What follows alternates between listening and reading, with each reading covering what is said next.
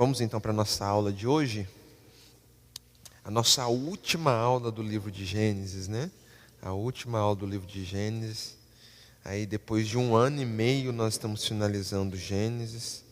Né? Quanta coisa a gente viu, entendeu e aprendeu.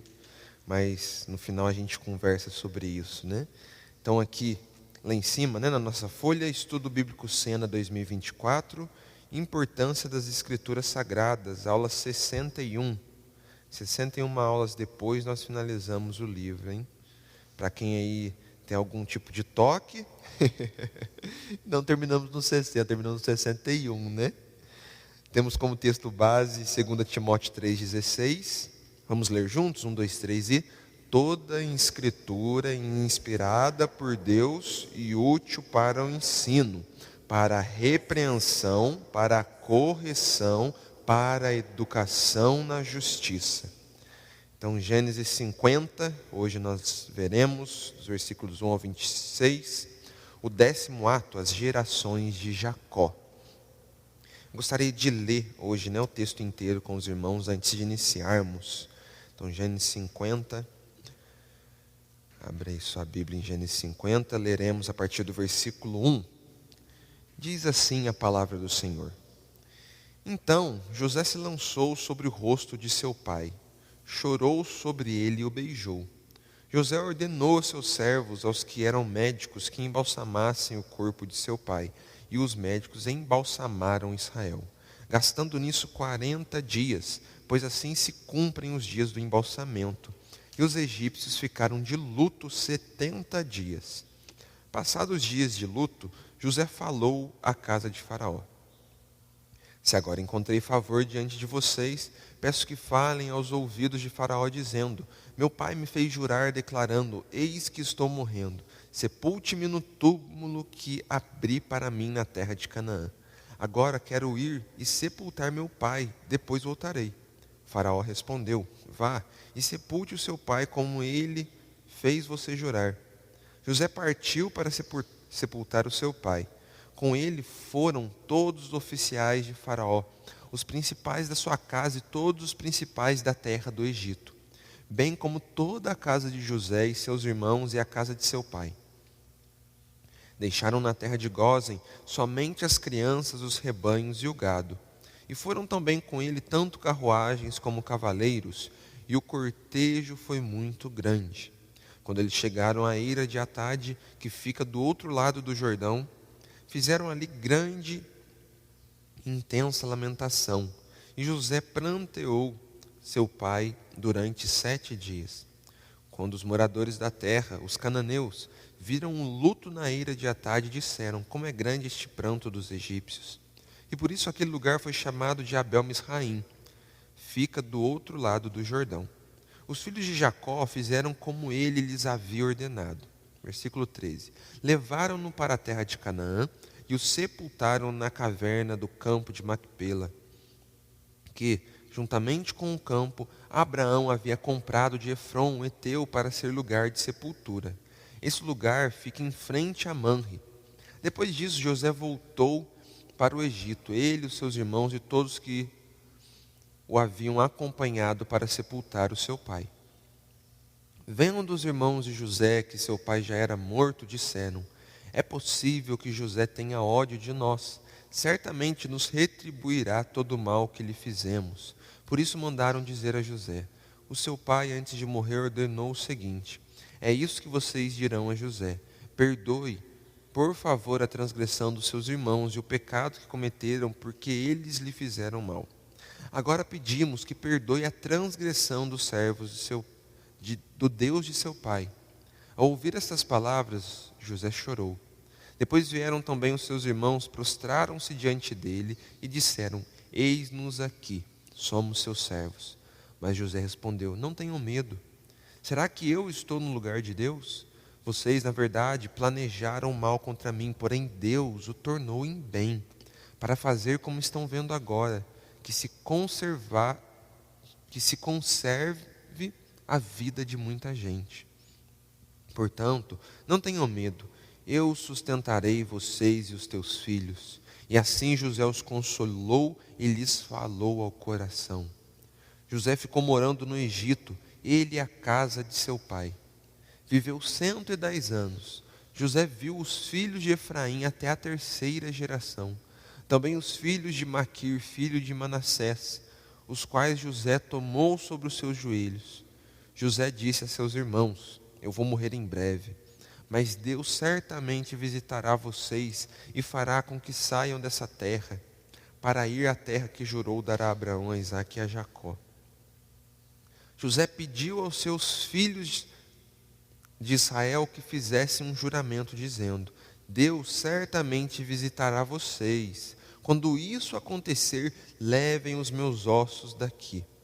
José morreu com a idade de 110 anos. Eles embalsamaram o seu corpo e o puseram no caixão no Egito. Amém. Amém, irmãos? Assim então termina o livro de Gênesis, né? Em um caixão.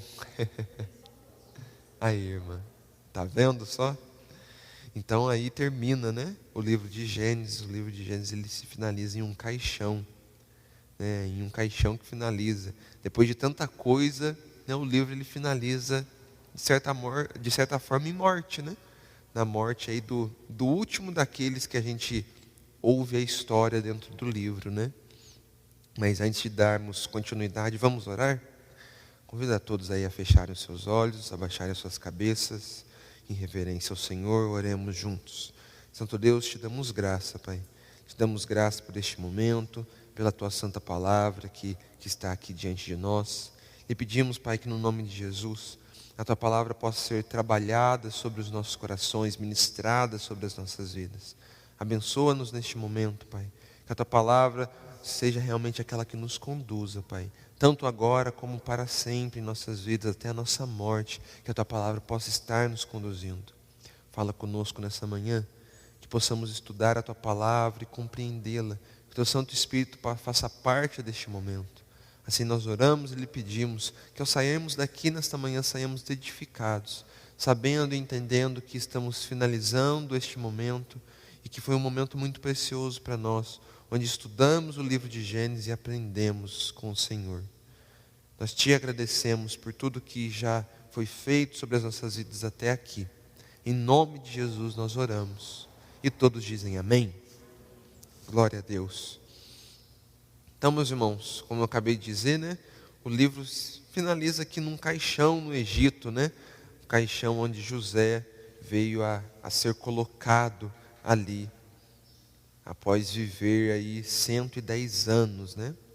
Meus irmãos, aqui compartilhando algo breve com os irmãos, eu nunca havia estudado um livro da Bíblia tão profundamente até agora como o livro de Gênesis, né? Como eu estudei o livro de Gênesis.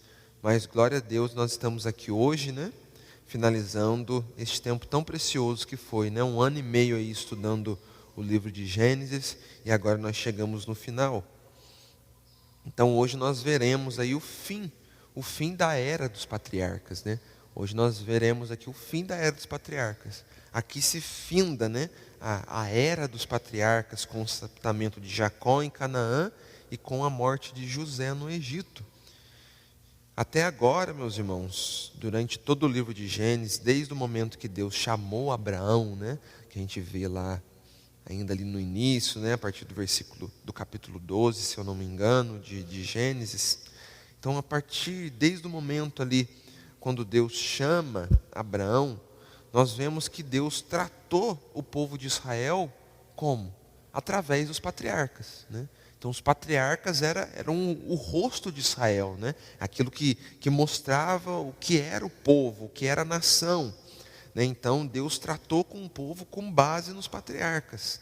Mas aqui, após o fim de Gênesis, a partir do livro de Êxodo, e de Êxodo para frente, Israel já não vai ser mais tratada com base nos patriarcas. Ela vai começar a ser tratada como uma nação. Né? Então, a partir de Êxodo, os patriarcas, claro, né, eles têm um local especial, né, dentro de tudo aquilo que é a nação de Israel, porque são aqueles que a nação iniciou neles, mas a partir de Êxodo, Deus começa a tratar Israel como nação. né, como um povo, como um todo. E essa nação, como nós sabemos, ela vai ser composta por 12 tribos, né? A gente vai ver que vai acontecendo a divisão aí, que são os descendentes dos filhos de Jacó, né? As 12 tribos são os descendentes, né? Então, nós já aprendemos aí, principalmente aí no capítulo 49, né? Onde Jacó ele abençoou todos os seus filhos. A gente viu ali, né? Já as repartições, né? Já fomos entendendo um pouco do que são as repartições, né? O que são as tribos de Israel. E a partir de agora, a partir do livro de Êxodo até o final da Bíblia, nós vemos que Deus ali, né? Vai sempre encaminhar, vai sempre falar, vai sempre trabalhar através de cada uma das 12 tribos de Israel. Então, para a gente relembrar um pouquinho aí do que a gente viu na aula anterior, nós vimos que, anteriormente, Jacó ele sentiu que iria morrer, né, e quando ele percebeu ali que estava perto da sua morte, né, ele já era bem velhinho, aí com seus 140 e poucos anos de idade, quando ele percebe que ele viria morrer, o que ele fez? Ele convoca os seus filhos, né? Ele convocou todos os seus filhos para que eles pudessem receber as bênçãos, né?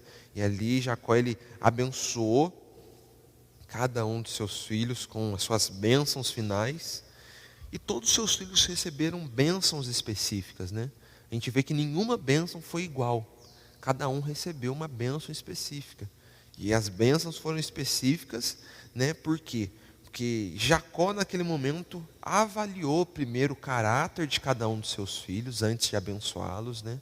A gente já vê ali, né, primeiramente já com Rúben, a gente já vê ali que em Rúben ele já recorda, né, dos erros de Rúben, dos pecados passados de Rúben, e ele abençoa Rúben, né, olhando realmente o caráter de Rúben, olhando, né, avaliando ali primeiramente como Rúben foi em toda a sua vida, e com base nisso, o futuro dos descendentes de cada um de seus filhos teve ali o martelo batido, né? Ali o martelo bateu sobre cada um de seus filhos, e a gente até viu um pouquinho aí em Gênesis 49 como cada uma das coisas foram sendo cumpridas, né? Na história de Israel, né, com o passar do tempo, como que cada uma das coisas foram sendo cumpridas. E aí, no final do capítulo 49, após abençoar todos os seus filhos, a gente vê que, de certa forma, até bonitinho, né? Aquele senhorzinho, o velhinho Jacó, né? Ele recolhe os seus pés sobre a cama, ele deita ali, e a palavra diz, né, que ele expirou pela uma última vez, né? Isso nos traz o sentido do que? Ele expira, né? Então o espírito de Jacó saiu de seu corpo e ele veio a morrer. Então, né, Jacó ele deitou na sua cama e morreu, como nós vimos no final do versículo 49.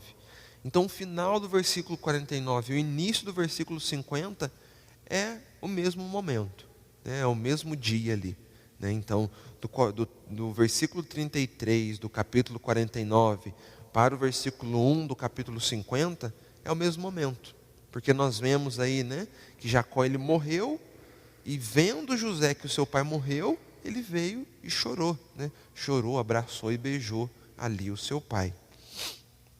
Então vamos entrar na nossa aula de hoje, né? A primeira parte lá em negrito, lá em cima, a sepultura de Jacó, né? Versículos do 1 ao 3, e a gente já vai ir relendo aí para a gente ficar bem clarinho.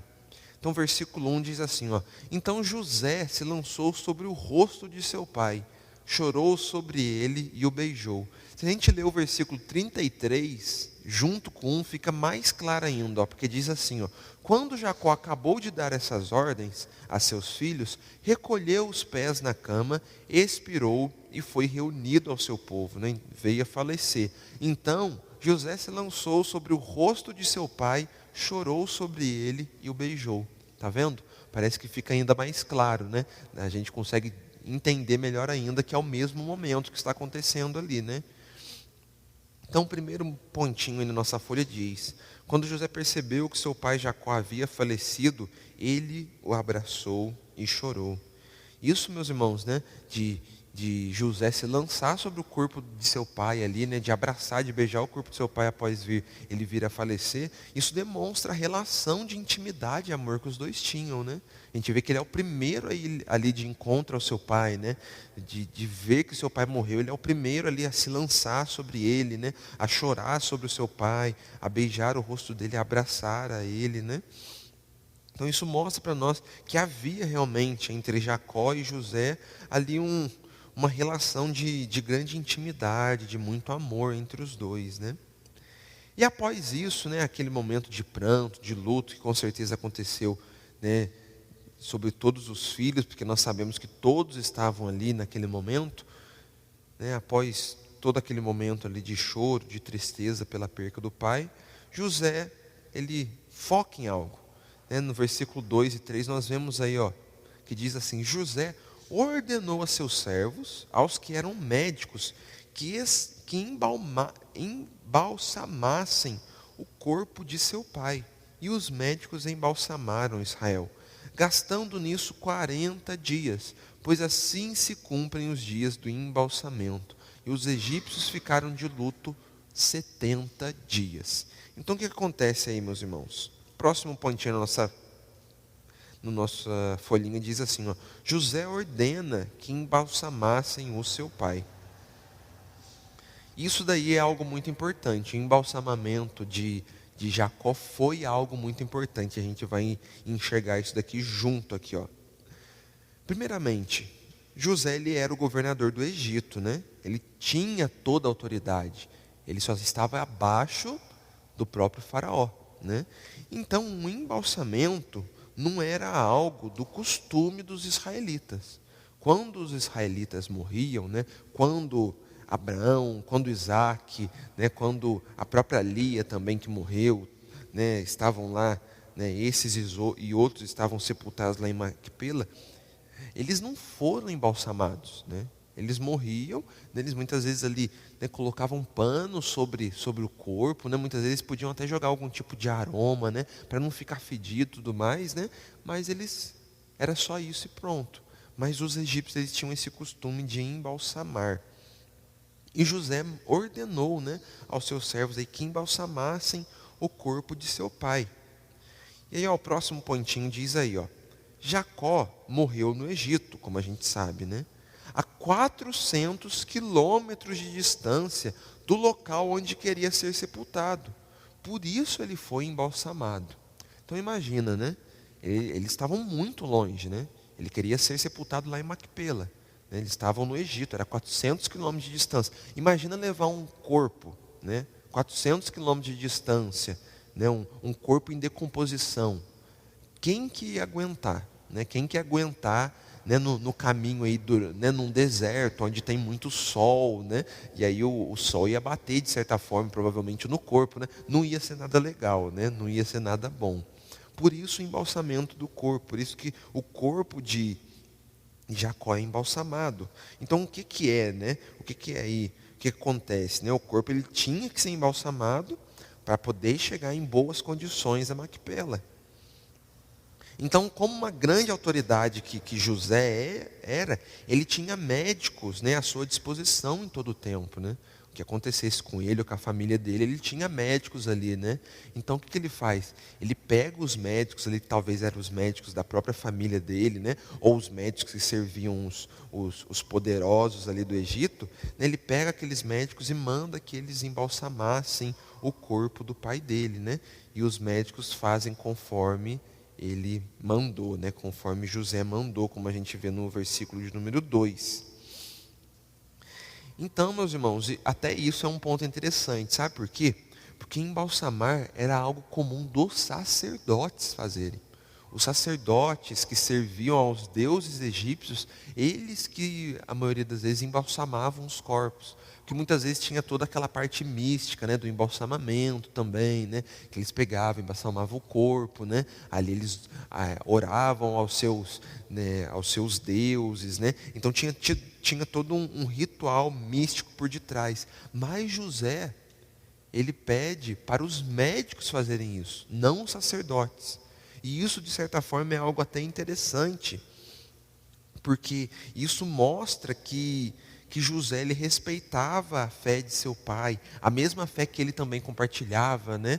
Ele sabia que o seu pai adorava ao Deus de Israel, né? Ao Deus de Abraão e de Isaac. Ele também adorava esse Deus. Então o que ele fez? Em vez de deixar que os sacerdotes, né, embalsamassem seu pai, ele pediu que os médicos embalsamassem, né? Isso tudo mostra aí o respeito pela fé. Então, falando um pouco aí sobre o embalsamamento, né, como ele acontecia. O próximo pontinho aí na nossa folha, ó, demorava 40 dias para finalizar o embalsamento. O objetivo era preparar o corpo. Ele removia os órgãos internos, exceto o coração. Então, assim que era feito, né, embalsamamento. Né? E eu vou explicar um pouco mais. Mas o objetivo era o que? Era preparar o corpo. Então, primeiramente, o que eles faziam, né, quando eles iriam embalsamar? Eles começavam tirando os órgãos internos do corpo. Né? Então, eles, ali no Egito, eles faziam ou um rasguinho, né, em algum local assim da barriga, né, da parte do peitoral, e retiravam todos os órgãos. Né? É algo até um pouco nojento da gente imaginar, mas era isso que acontecia, né? A gente poder entender. Então ali eles retiravam os órgãos, né, ou por um corte, ou também pela boca, muitas vezes, né? Eles também retiravam muitas vezes os órgãos até mesmo pela boca da pessoa, né? Era ali a maneira como eles faziam na época.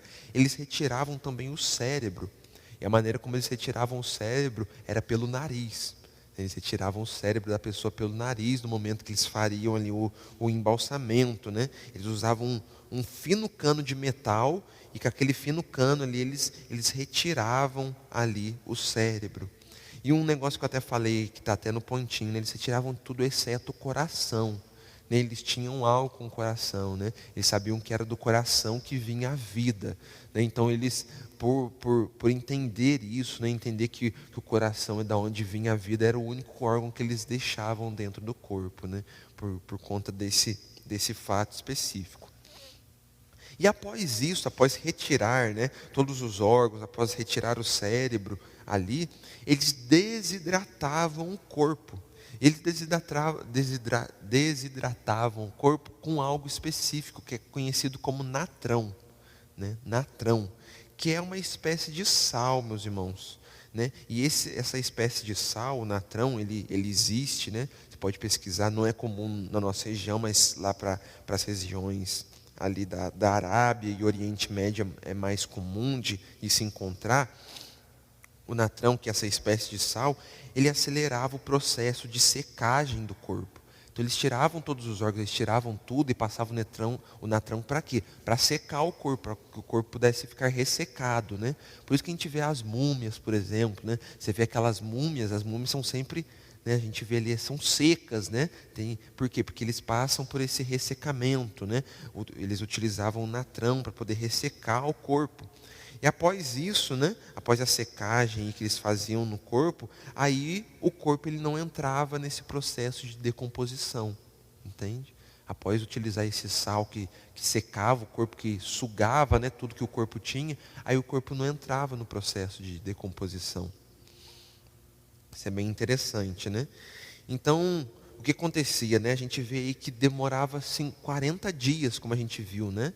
Aí no versículo 3 diz, né, gastando nisso 40 dias, pois assim se cumprem os dias do embalsamamento, né? Então era necessário 40 dias esse processo de secagem, né? Esse processo que ocorria aí no corpo, era preciso aí 40 dias. Então depois de 40 dias, o corpo ele era envolvido, né, em linho, né? Então eles envolviam o corpo em linho, né? E após eles envolverem o corpo em linho, eles guardavam os corpos em caixões, né, que são conhecidos lá e são chamados de sarcófagos, né? Por isso das múmias, né? por isso das múmias, aqueles filmes que a gente vê de múmias, né? Muitas vezes a múmia ela sai toda ressecada ali de dentro do sarcófago, né? Sempre envolvida em panos brancos, né? Esse pano branco é o linho que eles sempre utilizavam, né? E até hoje, meus irmãos, até hoje existem, né? Existem múmias lá no Egito, né? Não que elas saem assim, né? Mas existem ali, né? De muitos e muitos faraós, né? Que morreram há mais de 1000, 2000 anos atrás. Tem ali por conta desse processo, né, que acontecia, que eles faziam de embalsamamento, ok?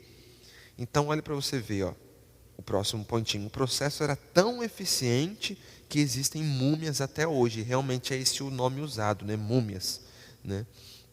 E o outro pontinho diz aí, ó, os egípcios ficaram de luto por Jacó durante 70 dias, que é o que a gente vê no final do versículo 3, né?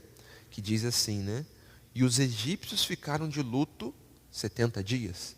Então, o que acontece aí, né? Os 70 dias devem ser contados da seguinte maneira: os 40 dias de embalsamamento e depois outros 30 dias que já era comum. Entende? Já era comum acontecer aí 30 dias de luto, né? Os egípcios já tinham esse costume, né? De ficar de luto por aqueles que eram grandiosos dentro da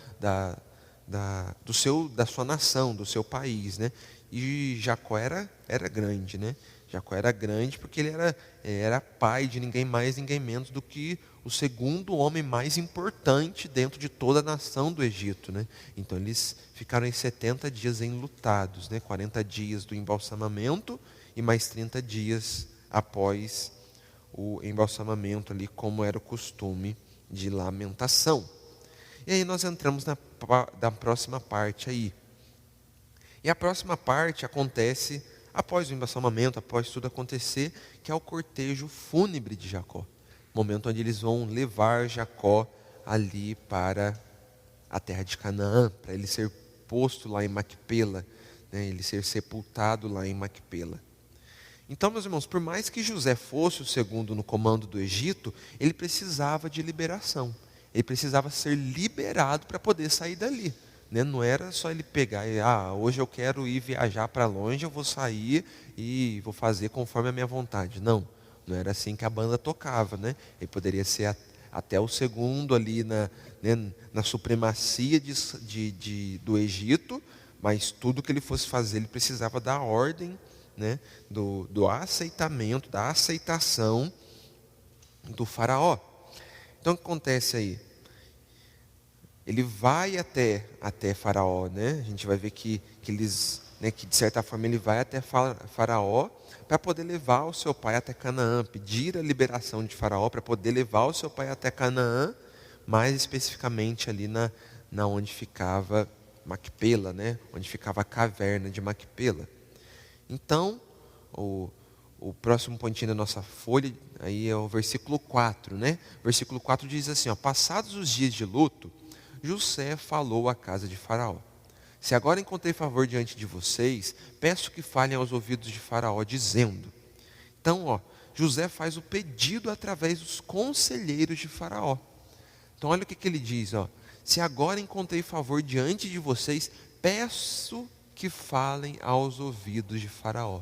Então quer dizer o quê? Quando ele foi fazer o pedido, ele não fez diretamente ao Faraó. Ele fez através dos conselheiros de Faraó. Provavelmente José ele não quis pedir o favor pessoalmente, né? Então ele fez isso através dos conselheiros, né? Então ele pede para os conselheiros falarem com o Faraó.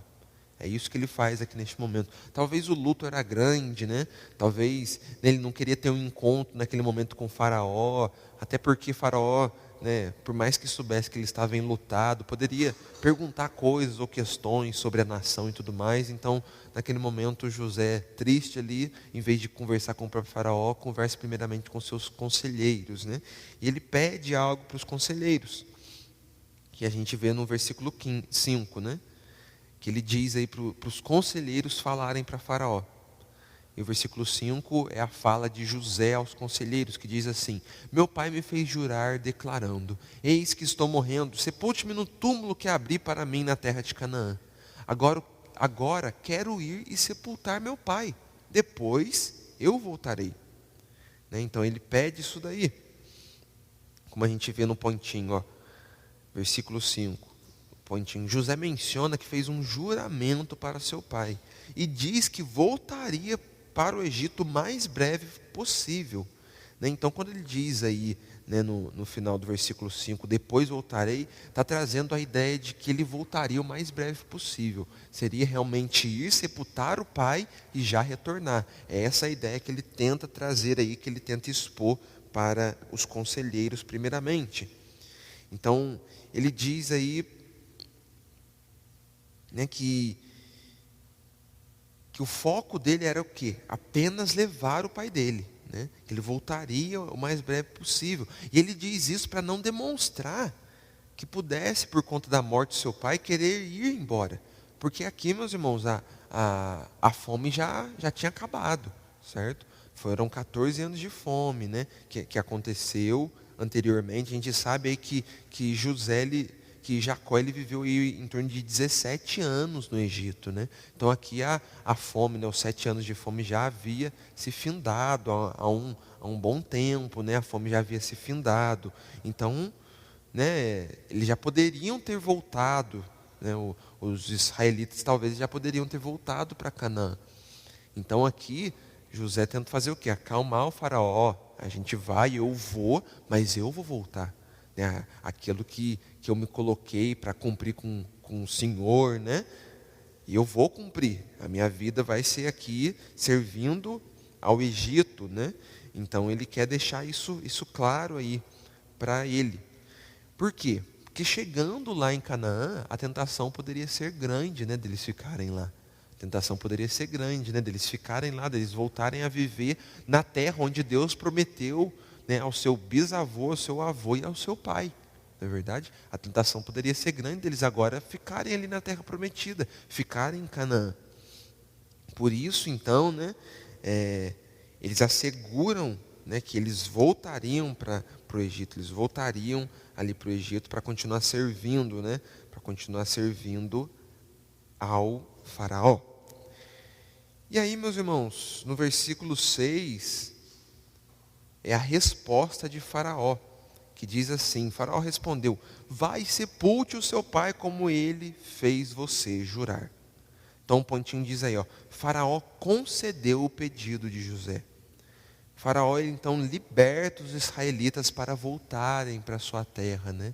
Então ele libera naquele momento, né? Ele liberou os israelitas para voltarem ali para Canaã. Meus irmãos, isso daqui é uma profecia, né? Aqui os estudiosos trazem isso até como uma profecia daquilo que aconteceria 400 anos depois, onde lá na frente, né, um outro faraó que não conheceu a José, ele vai, né, mas lá na frente, daqui a 400 anos, de uma forma um tanto quanto brusca, né, e muito ruim, ele vai libertar os israelitas para voltarem para a sua terra, né? Então isso daqui é quase uma profecia daquilo que vai vir a acontecer 400 anos depois, onde um faraó vai libertar os israelitas para que eles pudessem voltar para a sua casa, para a sua terra. E aí após isso, após Faraó conceder o pedido de José, liberar os israelitas para eles irem, o cortejo fúnebre vai começar a acontecer, né? E acontece aí a partir do versículo de número 7 até o versículo de número 9, como consta aí na nossa folhinha também. E diz assim, ó, versículo 7. José partiu para sepultar o seu pai. Com ele foram todos os oficiais de Faraó, os principais da sua casa e todos os principais da terra do Egito, bem como toda a casa de José e seus irmãos e a casa de seu pai. Deixaram na terra de Gósen somente as crianças, os rebanhos e o gado, e foram também com ele tanto carruagens como cavalheiros, e o cortejo foi muito grande. Então, meus irmãos, né, no pontinho diz assim, ó, não vemos nenhum cortejo fúnebre tão grande quanto foi o de Jacó em toda a Bíblia. Não existe, meus irmãos. Se a gente for procurar, e existem outros cortejos, a gente vai ver, né, momentos de morte e tudo mais na palavra, cortejos fúnebres, mas nenhum é tão grande quanto foi o de Jacó, o de Israel aqui. Foram muitas pessoas até lá, né? Muitas pessoas mesmo. A gente vê que foram tanto, né, os próprios israelitas, né, foram, como também vários egípcios foram também, né? Diz aí, os principais da casa de Faraó e todos os principais da terra do Egito foram, né, no cortejo fúnebre de Jacó. Então foram muitas pessoas, eram muitas pessoas que foram ali, né? Muitas pessoas estavam naquele momento. E aí nós vemos que somente as crianças e os gados ficaram em Gósen. Isso tudo para mostrar o que também? Que eles voltariam. Entende? Isso tudo para deixar claro também que eles voltariam. E outro também, não tinha como levar os animais, não tinha como levar as crianças, né? Era uma caminhada muito longa, 400 quilômetros, andando aí por um deserto, né? Era algo que não seria muito legal, né, das crianças e dos animais viverem, né? E nem teria porquê de levar os animais também, né? Ia ser só trabalho a mais, né? Ia ser só uma trabalheira a mais aí para eles. Então, meus irmãos, ficaram ali as crianças, né? Como eu disse, por conta da viagem longa e também como garantia que eles iriam voltar. E o próximo pontinho diz aí, ó, pessoas da elite foram com eles, como os oficiais de Faraó, os principais de sua casa e os principais da terra do Egito. Então toda a nobreza do Egito foi ao sepultamento de Jacó. Então foi muita gente, né? E era um povo chique, né? Um povo rico, né? Todos eles ali caminhando, né? Aqueles 400 quilômetros até a terra de Canaã para poderem sepultar ali o nosso amigo Jacó. Então, quanta honra, né, meus irmãos? Quanta honra ali foi prestada, né? Quanto respeito prestado ao patriarca Jacó naquele momento, né? Exatamente. Todo mundo foi, exatamente. Então, quanta honra, né, a gente vê ali, né, respeito prestado ali ao patriarca Jacó, né? Jacó que foi um servo de Deus, né? Ali a gente vê que ele foi um servo de Deus, né? Aqui a gente vê ele sendo honrado, né, por um povo que nem mesmo conhecia o Senhor, né? Todo aquele povo ali no Egito, né, nem conhecia a Deus, mas foram ali prestar, né, condolências, prestando honra ali, né, mostrando respeito ao patriarca Jacó. E isso, meus irmãos, isso daqui é como se fosse um prenúncio, né, um prenúncio de que um dia viria alguém da descendência de Abraão, de Isaac e de Jacó, e que por meio dele seriam benditas todas as nações da terra. Aqui nós vemos aí uma nação, né, de certa forma, né, se prostrando diante daquele que é um servo do Senhor. Nós veremos, né, depois de muitos e muitos anos para frente, entendemos que isso daqui é como se fosse um prenúncio daquilo que virá a acontecer com Jesus, né? Porque através de Jesus muitas nações, né, todas as nações da terra seriam benditas, né? E isso tudo começa a se cumprir aqui, na vida de Jacó, onde a nação do Egito, né, honra ele naquele momento, demonstra uma honra por ele, honra, né, aquele que foi um grande servo do Senhor, né? Isso é muito bonito de nós vermos e entendermos neste momento. E continuando aqui, né, os versículos 10 e 11 diz assim: quando eles chegaram, né, então eles fizeram toda a caminhada, e no versículo 10 eles chegam lá na terra de Gósen, quer dizer, eles chegam ali na terra do Egito, né? Então versículo do Egito não, perdão, eles chegam ali na terra de Canaã, não ainda em Gósen, mas eles chegaram na terra de Canaã. E versículo 10 diz, ó, quando eles chegaram à eira de Atade, que fica do outro lado do Jordão, fizeram ali grande e intensa lamentação. E José pranteou seu pai durante 7 dias. Quando os moradores da terra, os cananeus, viram o luto na eira de Atade, disseram: como é grande este pranto dos egípcios. E por isso aquele lugar foi chamado de Abel-Misraim. Fica do outro lado do Jordão. Então aqui eles chegaram em Canaã.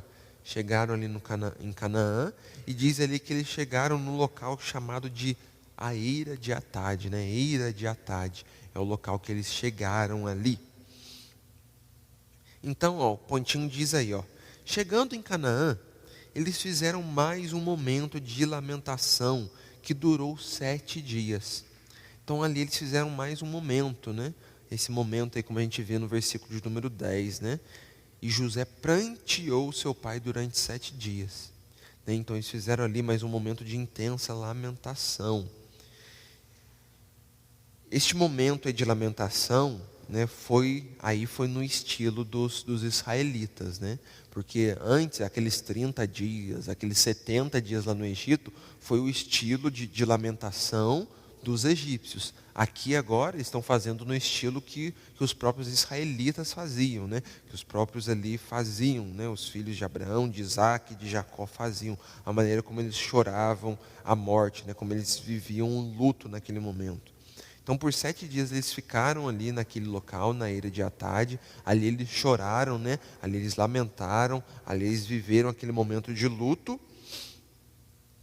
E aí o próximo pontinho diz aí, ó, o local da lamentação era chamado a Eira de Atade. É um ponto bem interessante. Meus irmãos, Eira do Espinhal, ó, interessante. Uhum. Mas um ponto aí é que ninguém sabe onde este local ficava. Não tem aí ponto algum dentro da palavra que nos mostra, ou fora da palavra também, que nos mostra onde ficava essa Eira de Atade. A única coisa que nós sabemos é que ela já fica em Canaã, né, e ficava pertinho do Rio Jordão. É isso que nós sabemos, é isso que nós entendemos, que a palavra nos mostra aí, né, que ficava aí perto do Rio Jordão, como nós vemos no versículo de número 11, né? Porque aí até diz no versículo 11, né? Que diz assim, ó: quando os moradores da terra, os cananeus, viram o luto na Eira de Atade, disseram, como é grande este pranto dos egípcios. E por isso aquele local foi chamado de Abel Misraim, fica do outro lado do Jordão, tá vendo? Então ficava perto ali do Jordão, né? Ali onde ficava essa Eira de Atade. E aí, este momento, né, eles meio que mudam o nome do local, tá vendo? Eles muitas vezes faziam isso. O local chamava Eira de Atade, mas quando os cananeus olharam aquele tanto de gente, né, chorando, lamentando, eles mudaram o nome do local. Então quem mudou o nome do local de Eira de Atade para Abel Misraim foram os próprios cananeus naquele momento. Eles mudaram o nome, porque eles viram aquele pranto, aquele choro, aquele tanto de gente ali naquele momento. E aí eles disseram uns com os outros lá, né? Como é grande este pranto dos egípcios. Então quando eles olharam aquelas pessoas, eles viram aquelas pessoas, né? Ali haviam muitos egípcios, né? Eles focalizaram principalmente dos egípcios. Por isso eles falaram, né? Como é grande o pranto dos egípcios, que eles viram mais egípcios do que qualquer outra coisa. Por isso eles relacionaram naquele momento, né? Ali só tem egípcio. Né? Até o próprio José, né? Ele se vestia, ele se portava, né? As vestimentas, né? A maneira dele agir, tudo isso era como a dos egípcios, porque ele precisava se vestir daquela maneira, ele precisava realmente, né, viver a cultura egípcia, sendo o segundo maior dentro do Egito.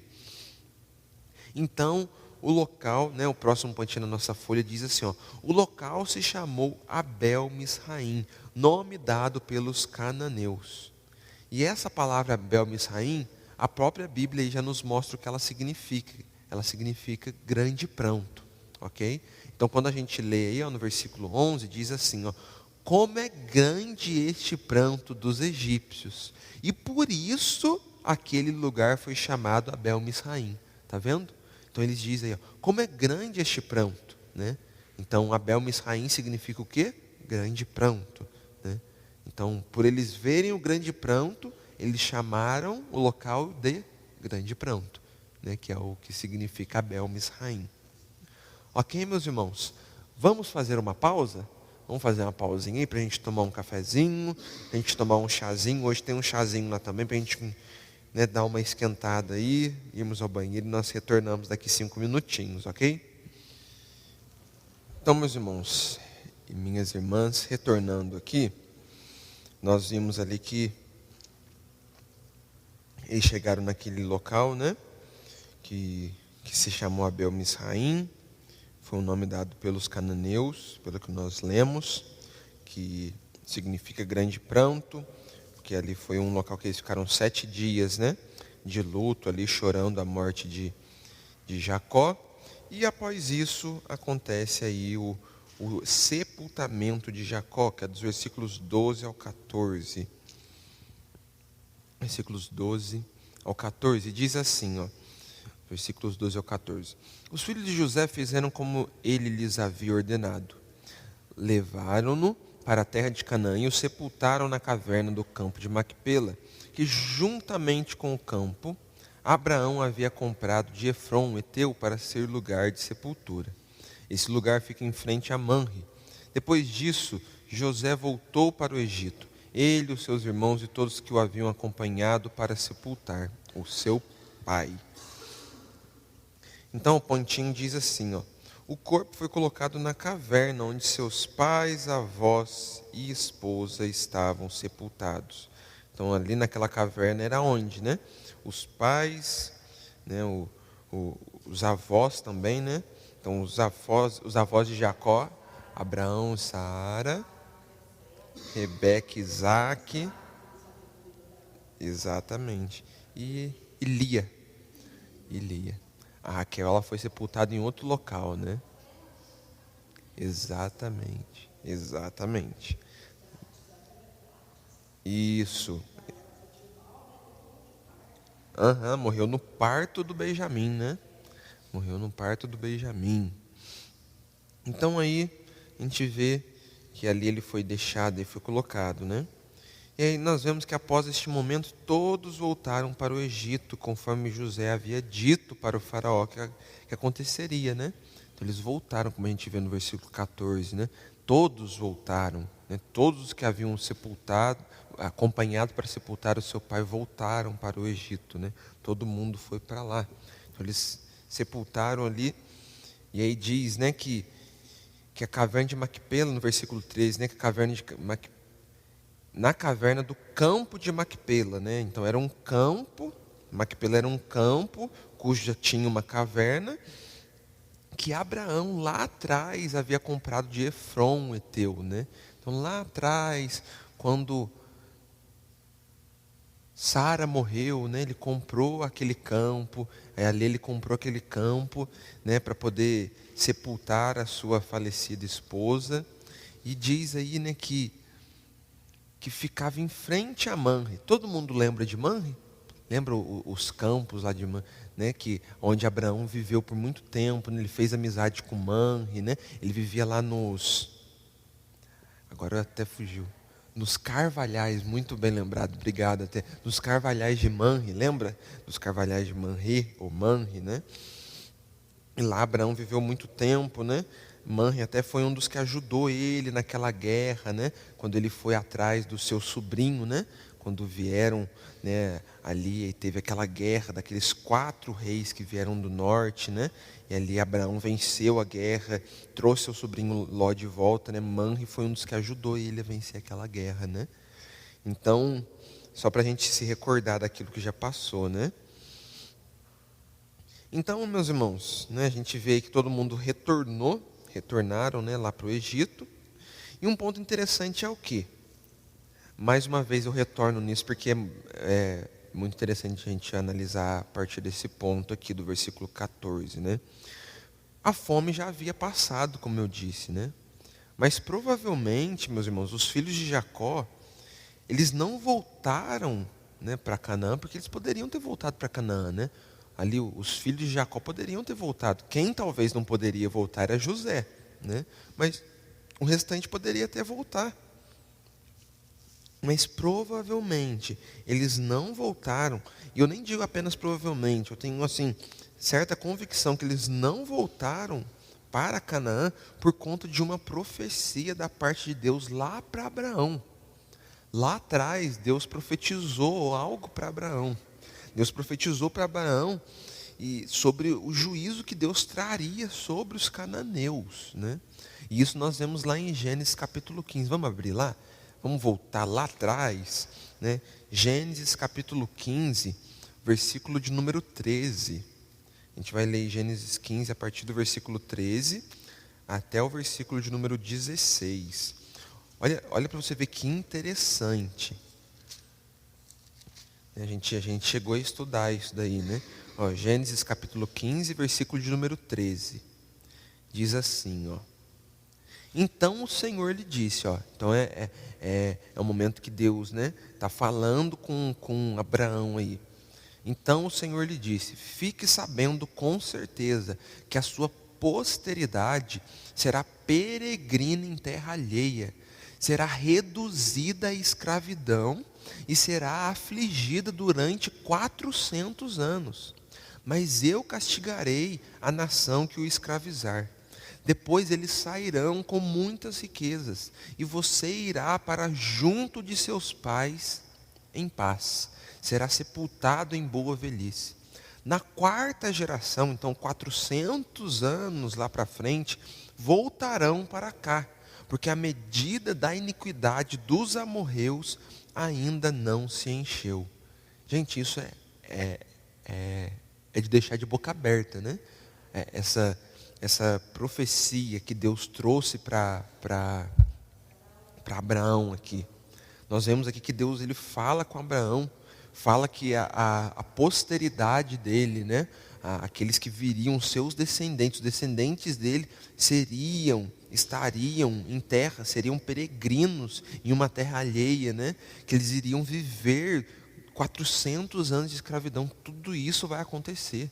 Tudo isso vai acontecer ainda. E aí, ó, o ponto-chave para a gente entender, que é no final do versículo 16. Na quarta geração, não, o 16 inteiro, ó, na quarta geração voltarão para cá, porque a medida da iniquidade dos amorreus ainda não se encheu. Então, provavelmente, eles não voltaram naquele momento para Canaã. Por quê? Porque a medida da iniquidade dos amorreus, dos cananeus como um todo, não havia se enchido ainda. O povo, os cananeus, né, aqui nós vemos citando apenas os amorreus, mas os cananeus como um todo, né, os que viviam em Canaã, os povos de Canaã, eles eram povos ruins, que serviam a outros deuses, tiveram a oportunidade de conhecer a Deus, né, o Deus de Abraão, de Isaac e Jacó, mas eles negaram, né, ao verdadeiro Deus. Eram povos ruins, né? Nós vemos em todo o tempo, né, que eram povos ruins, né? Um bom exemplo é Siquém, né, ali, né, que um dos líderes da cidade estuprou uma das filhas de Jacó. Então nós vemos vários momentos que eram locais ruins, né? Povos ruins. E então, o que Deus fala para Abraão aqui, ó? A medida dos amorreus ainda não se encheu, mas quando o pecado deles chegar por aqui, aí eu vou acabar com tudo. Aí vai ser o momento onde vocês vão retornar para cá. Onde vocês vão retornar, vocês voltarão para a terra prometida. E isso demorou o quê? 400 anos. Então aqui Abraão estava em Canaã, quando Deus falou com ele, né? Aí eles foram, toda a família foi, né? Através de Jacó para o Egito. E depois de 400 anos, como Deus disse aqui para o próprio Abraão, eles vão retornar. Que é o que a gente vê no Êxodo, né? Que é o retorno, né? Então olha para você, é muito incrível isso, é muito incrível, né? A gente ficar de boca aberta mesmo com aquilo que Deus traz aqui neste momento. E aí, meus irmãos, a partir do versículo 15, né, que nós veremos aqui agora, a partir do versículo 15 até o versículo de número 21, talvez essa próxima parte é a chave para a gente poder entender toda a história de José. Provavelmente é a chave para a gente entender aqui realmente, para trazer maior clareza aqui, né? Que é a parte final da história dos patriarcas, né? Até o versículo 21, não, até o versículo 26, do 15 ao 26. Talvez é a chave para a gente entender toda a história dos patriarcas, né? Então, olha para você ver. Não, o próximo pontinho na nossa folha, ó. Não, antes da gente ver o próximo pontinho, vamos ler aqui o versículo de número 15, que diz assim, ó: vendo os irmãos de José que seu pai já era morto, disseram: é possível que José tenha ódio de nós. Certamente nos retribuirá todo o mal que lhe fizemos. Olha para você ver a cabecinha dos irmãos de José nesse momento, né? Então, beleza.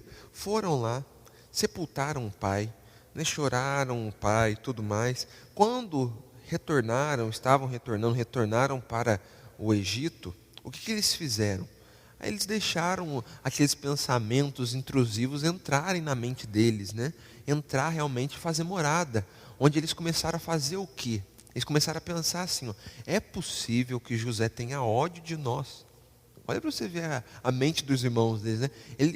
É possível que ele tenha ódio de nós. Certamente nos retribuirá todo o mal que lhe fizemos. Então eles começaram a relembrar daquilo que aconteceu 40, 50 anos atrás. Eles começaram a lembrar aquilo que eles fizeram para José, quando eles jogaram José. Refletir, exatamente. E eles começaram a pensar o quê? José deve ter ódio de nós. José vai acabar matando a gente por aquilo que a gente fez, né, lá atrás. Né? Agora que o pai morreu, não tem ninguém para cuidar de nós. Né? Não tem ninguém que vai chegar e falar assim, José, não faça nada. Né? É isso que eles ficaram na cabeça deles. É isso que eles focalizaram. É isso que eles começaram a pensar. Né?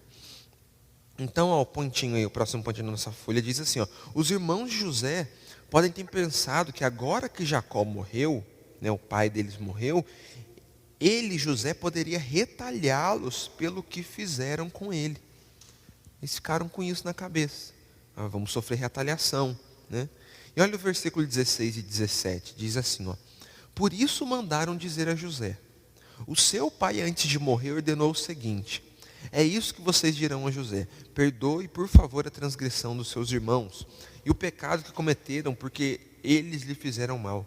Agora pedimos que perdoe a transgressão dos servos do seu pai. Ao ouvir essas palavras, José chorou. Então, ó, primeiramente eles pensaram, José deve ter ódio de nós, vai acabar querendo matar a gente. Aí o que eles fizeram? Foram até José, né? Eles não, mandaram alguém dizer para José aquilo que nós lemos no versículo 16. O seu pai, antes de morrer, ordenou o seguinte, aí o versículo 17. É isso que vocês dirão a José, perdoe por favor a transgressão dos seus irmãos e o pecado que cometeram, porque eles lhe fizeram mal. Olha para você ver. Isso daqui, a gente não vê em lugar nenhum, né? Isso daqui eles podem ter inventado, talvez, entende? Inventado, como se o pai deles tivesse, né, mandado falar isso antes de morrer, né? Olha, José, perdoa os seus irmãos, né? E talvez assim eles estavam querendo, de certa forma, quebrar o coração de José, para José não matar eles. Mas olha o final do versículo 17. Ao ouvir estas palavras, José chorou. Né? José chora quando ouve os seus irmãos falarem isso, né? Seus irmãos dizendo, né, que talvez ele queria retalhá-los neste momento, que talvez ele poderia fazer alguma coisa, que o pai deles mandou ele perdoar eles. Gente, já não era mais do que óbvio que José havia perdoado eles. Já não era mais do que óbvio que José estava cuidando deles, amando a vida deles, né? Ali, cuidando da família deles. Então, né, até saindo um pouco e olhando até para as nossas próprias vidas, né? Muitas vezes nós entregamos a nossa mente, o nosso coração para mentiras, né, que nós criamos em nossa mente. Muitas vezes nós criamos coisas, mentiras, né, onde nós pensamos ou nós criamos ideias de que pessoas não podem gostar de nós, não podem nos amar, né? E muitas vezes, quando tudo está mostrando que é totalmente o contrário disso. E é isso que está acontecendo aqui neste momento, né? Quantos anos já faz que José está cuidando dos irmãos dele? Quantos anos? Né? E aqui eles agora pensando assim, será mesmo? Será que né? Será que ele não vai nos matar ou algo acontecer? Então, como eu digo, né? Como eu disse, esse pedido aqui que eles dizem que foi o próprio Jacó que fez para José de perdoar os seus irmãos, nós não encontramos em lugar nenhum e não sabemos se é verdade ou não, né? Mas olha lá, o próximo pontinho da nossa folha. Quando José ouviu isso de seus irmãos, ele chorou. E aí, meus irmãos, esse choro aí fica o quê? A gente pode, né, parar, analisar e pensar que ele chora por conta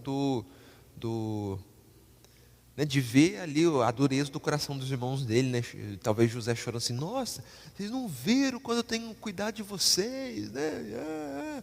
Mas provavelmente não é isso, entende? Provavelmente ele não está chorando aqui porque, né? Ah, vocês não estão vendo, eu estou cuidando de vocês, e começou a chorar. Não, muito provavelmente não é nesse sentido. Sabe por que provavelmente não é nesse sentido, meus irmãos? Porque quando nós lemos aqui, nós vemos algo acontecendo. Nós vemos aqui o seguinte, ó. Final do versículo 17 diz assim, ó: agora pedimos que perdoe a transgressão dos servos do Deus de seu pai. O choro de José provavelmente foi porque foi a primeira vez que os seus irmãos pediram perdão para ele. Até agora os irmãos dele não tinham pedido perdão para ele nenhuma vez. Não havia tido esse pedido de perdão até então. Se eu olhar aí para trás, não teve esse momento de pedido de perdão, né, realmente onde eles se colocaram ali e pediram perdão pelo que eles fizeram. Então, muito provavelmente, o choro de José é de ver que de alguma forma ali naquele momento, eles estavam pedindo perdão pelas transgressões que eles cometeram, por aquilo que eles fizeram contra José, né, lá atrás, quando eles jogaram José naquele poço, e José gritava pedindo por socorro e eles não ajudaram, depois eles venderam José como escravo, né?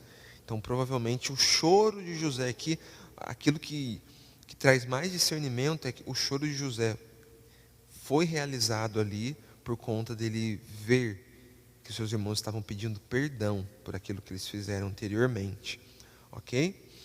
Então nós chegamos no versículo 18. E o versículo 18 diz assim, ó: depois vieram também os seus irmãos, prostraram-se diante dele e disseram: eis-nos aqui, somos seus servos.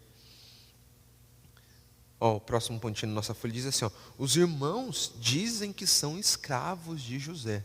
Então aqui ser servo traz o mesmo significado de ser escravos, certo? Então eles se prostram, olha para você ver que interessante, eles se prostram mais uma vez com a cabeça ao chão diante de José e dizem o que para José? Nós somos seus escravos. Meus irmãos, olha que ironia, isso daqui é um dos pontos mais irônicos que a gente tem no livro de Gênesis, né? Alguns anos atrás, eles venderam José como escravo, não é verdade? E agora eles estão dizendo que serão escravos de José. É muito irônico isso, né? É muito irônico. Os irmãos que venderam ele como escravo, agora aqui, né, se colocando ali e dizendo: somos seus escravos.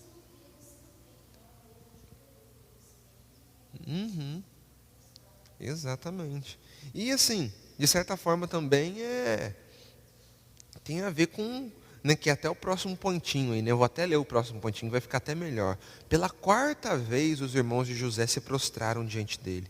Isso faz parte do cumprimento dos sonhos que José teve em sua infância, né? Até isso nos mostra também, né? O sonho que ele teve lá atrás, né?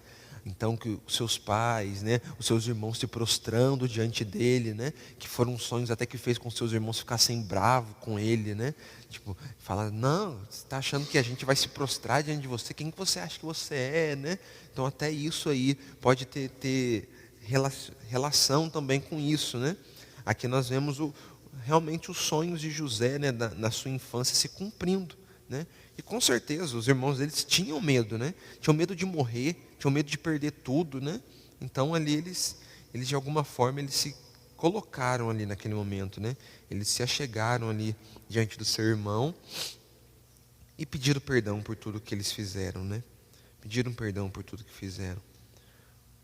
Os que venderam seu irmão como escravo agora são escravos de seu irmão, né? Que ironia, isso que acontece. E depois chegamos nos versículos 19 ao 21, que diz assim: mas José respondeu, ó, depois que seus irmãos se prostraram diante dele, disseram, ó, nós somos seus escravos, eis-nos aqui. José responde assim, ó: não tenham medo. Será que estou eu no lugar de Deus? Vocês, na verdade, planejaram mal contra mim, porém Deus o tornou em bem para fazer como estão vendo agora, que se conserve a vida de muita gente. Portanto, não tenham medo, eu sustentarei vocês e os seus filhos. E assim José os consolou e lhes falou o coração. Gente, surpreendente, o José, ele é um cara que a gente tem que olhar, a gente fala assim, Senhor, me ajude a ser como José foi. A gente tem que realmente olhar para isso e pensar nisso. Ó, o pontinho diz assim: José diz que seus irmãos não precisavam temer retaliações e que Deus tinha tornado o mal que eles fizeram em bem.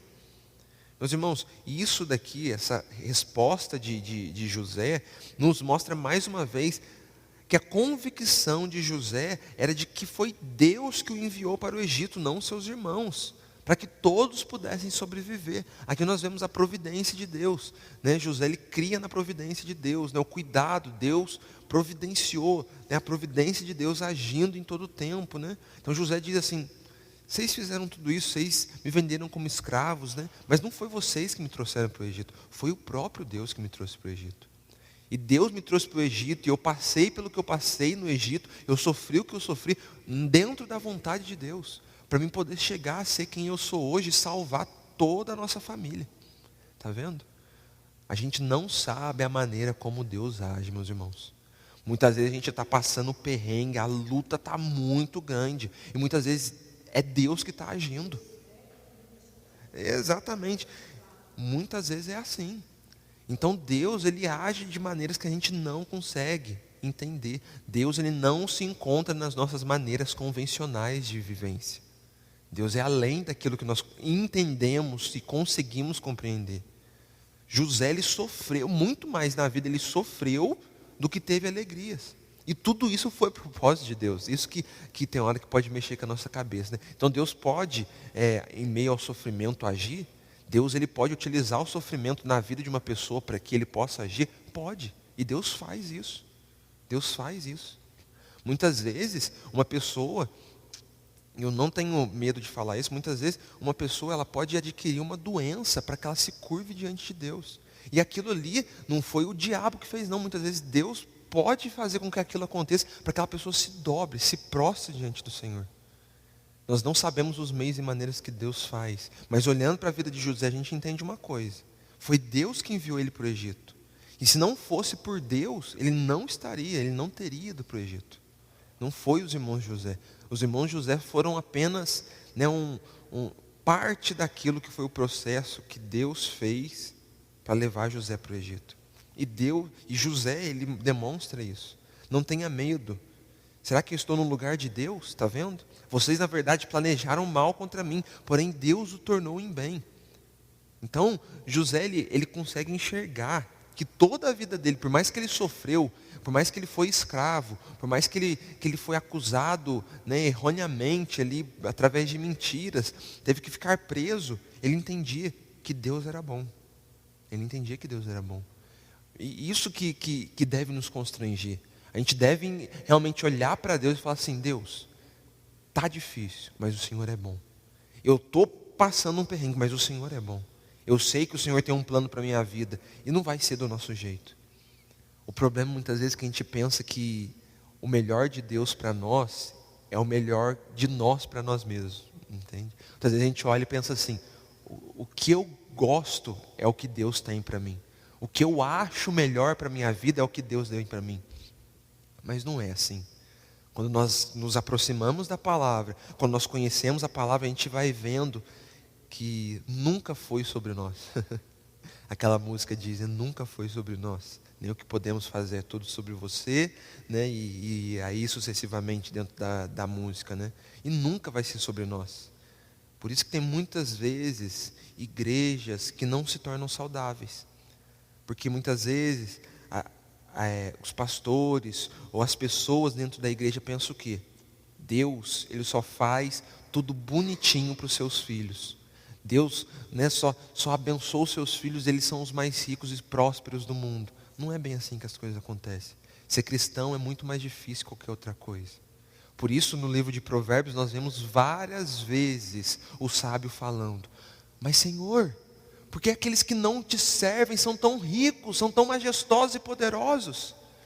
É uma resposta que ele não tinha, o sábio não tinha. Muitas vezes a gente para e analisa, né? Por que aqueles que não servem a Deus estão tão bem? Mas o que adianta toda a bondade deste mundo, sendo que o final da linha é o inferno? Nós muitas vezes aprendemos neste mundo, E o aprendizado é o quê? É uma vida de santidade, onde nós vamos negando a carne, as nossas vontades, e muitas vezes a gente até mesmo nega um serviço melhor, um trabalho melhor, para a gente poder servir a Deus, para a gente poder fazer as coisas conforme a vontade de Deus. E muitas vezes a gente pensa assim, Senhor, o que está acontecendo? Por que as coisas não dão certo para nós? Por que as coisas não dão certo para mim? Imagina se José agisse dessa maneira. Senhor, eu fui um bom filho, por que eu estou preso aqui agora? José não agiu dessa maneira. José entendeu e falou assim, Senhor, tudo está nas suas mãos, seja feita a sua vontade. E aí ele foi honrado. Muitas vezes a gente quer ser honrado por Deus sem nem mesmo merecer honras, não é verdade? Muitas vezes a gente quer ser honrado por Deus pensando que Deus, né, vai fazer as nossas vontades, mas não. José não quis fazer a própria vontade dele e chegou a ser o segundo maior dentro de uma nação. Então tem muita coisa aí que a gente vai desvendando e compreendendo, né, do nosso Deus. Amém, irmãos? Então comecei a pregar aí, né? Mas continuando aqui, ó. O próximo pontinho, ó. Além de tudo, José diz que iria cuidar de todos e da família de todos, está vendo? Além de José trazer tranquilidade para eles, né, José diz, ó, portanto não tenham medo, versículo 21, né? Eu sustentarei vocês e os seus filhos. E assim José os consolou, ele lhes falou o coração. Está vendo? José ainda consolou os irmãos dele que estavam com medo dele matar eles, né? Eles estavam com medo de sofrer retaliação por parte de José, e José ainda consolou eles, né? É muito bonito assim o quanto José realmente foi um homem honrado. E aí nós chegamos na última parte, né? Versículos 22 ao 26. Então diz aí, ó, versículo 22. José ficou morando no Egito, ele e a casa de seu pai. Viveu 110 anos. José viu os filhos de Efraim até a terceira geração. Também os filhos de Maquir, filho de Manassés, os quais tomou sobre os seus joelhos. Então olha para você ver aí, ó. José ele morreu aos 110 anos, né? Aí em torno aí de 50 a 60 anos depois da morte de Jacó, né? Então aí ele viveu aí mais uns 50 anos depois da morte de Jacó, mais ou menos, depois de Jacó ter morrido. E o versículo 23, né? Diz aí, como eu já li, que ele viu, né, os filhos de Efraim até a terceira geração, também os filhos de Maquir, que era filho de Manassés, né? Então, o próximo pontinho, ó, José chegou a conhecer seus tataranetos da parte de Efraim e seus bisnetos da parte de Manassés. Então ele conheceu, né, os filhos dos filhos dos filhos dos seus filhos. Ele conheceu aí, né, toda essa parte da sua família, né? Que bonito isso, né? E aí o que acontece? José também sentiu que a sua hora de morrer já havia chegado, né? Então o que ele fez? Ele chamou seus irmãos para dar instruções a eles, né? Mas aqui, meus irmãos, o correto é o quê? Porque nós vemos aí, ó, no início do versículo 24, dizendo assim, ó, José disse aos seus irmãos. Mas aqui provavelmente não é os irmãos de José, ok? Aqui provavelmente não é os irmãos de José. José ele era o mais novo dos irmãos, né? Só não era mais novo que Benjamim. Benjamim era o mais novo de todos, né? Então provavelmente seus irmãos já haviam todos morridos. A melhor tradução aqui seria provavelmente os seus sobrinhos, entende?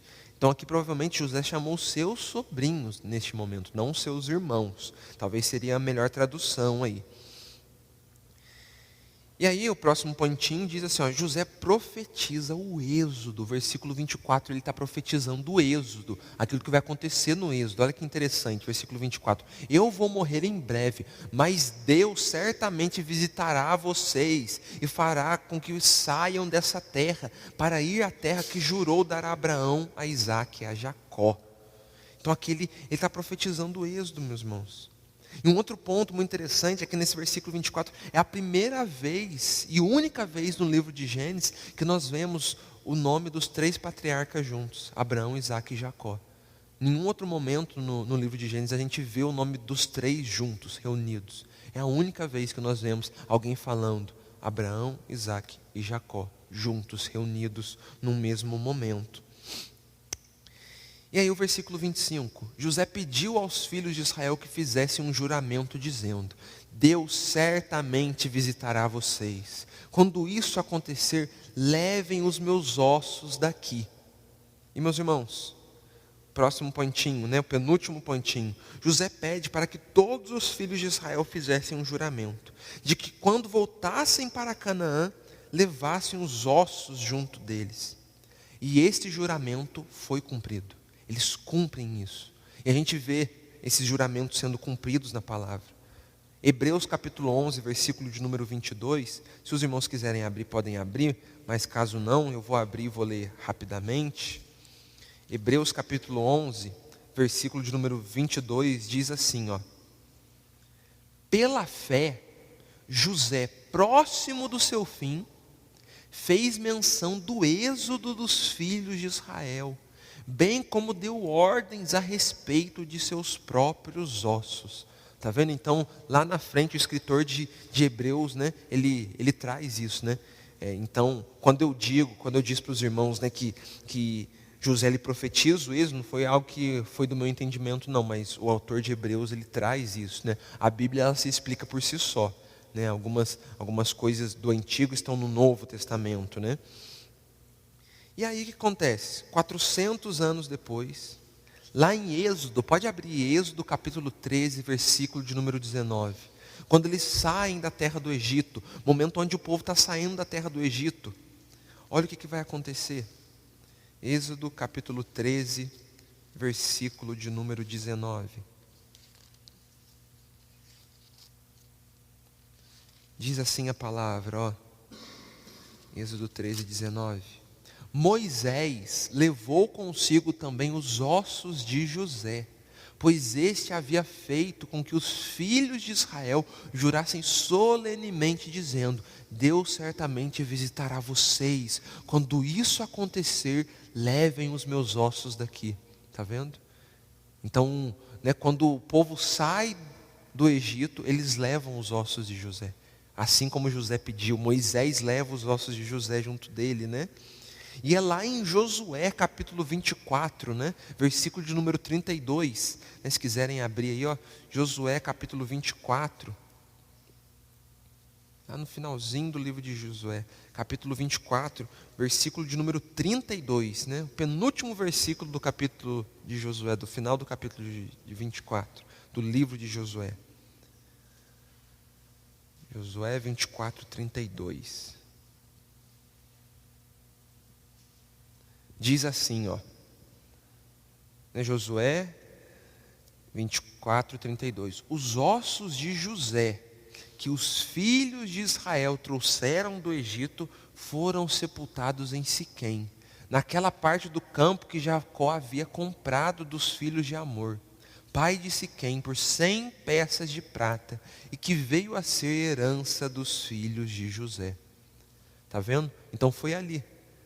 Lembra que eu falei para vocês, algumas aulas passadas, que o local onde os filhos de José herdariam, como Jacó disse, seria aquela parte ali de Siquém? Aqui está se cumprindo. Aonde Efraim e Manassés foi a terra deles, foi aonde os ossos de José foram sepultados. Ali na terra de Siquém, local onde foi comprado ali pelo próprio Jacó, E ali foi colocado os ossos de José. E aí, meus irmãos, chegamos no versículo 26, o último versículo de Gênesis, que diz assim: José morreu com a idade de 110 anos. Eles embalsamaram o seu corpo e o puseram num caixão no Egito. O último pontinho da nossa aula, José morreu após servir ao faraó por 80 anos. Fim da história. Concluímos o nosso livro de Gênesis. Meus irmãos, eu estou com uma alegria imensa dentro do meu coração neste momento. Alegria imensa. O primeiro livro que a gente finaliza juntos, Que possa ser o primeiro de muitos que a gente ainda vai estudar juntos aqui como igreja, amém? Possamos daqui para frente continuar estudando, amando a palavra de Deus imensamente. Foi muito, muito bom mesmo. Eu cresci muito, eu espero que os irmãos também tenham crescido muito nesse tempo, Que Deus possa abençoar grandemente os irmãos. No final aqui, quando a gente finalizar, né? Pode ficar de pé, meus irmãos, para a gente orar e ir finalizando. Eu gostaria que todos os irmãos dessem os seus nomes completos para mim, amém?